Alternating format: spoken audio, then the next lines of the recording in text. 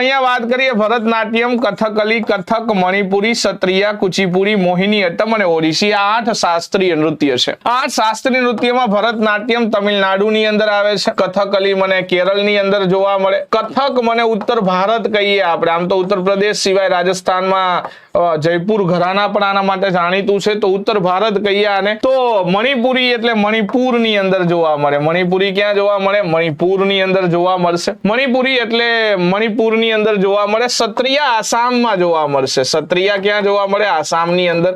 કુચીપુડી આંધ્રપ્રદેશમાં જોવા મળશે, કુચીપુડી ક્યાં જોવા મળે? આંધ્રપ્રદેશની અંદર। મોહિનીઅટ્ટમ ફરી પાછું કેરળની અંદર મને જોવા મળે, મોહિનીઅટ્ટમ। ઓડિસી, ઓડિસી એટલે કે ઓડિશામાં મને જોવા મળશે, ક્યાં જોવા મળે? ઓડિશામાં। ઓડિશાની અંદર ઓડિશા નૃત્ય જોવા મળશે। તો આ બધા જે નૃત્ય પરંપરાઓ છે શાસ્ત્રીય નૃત્ય પરંપરા છે।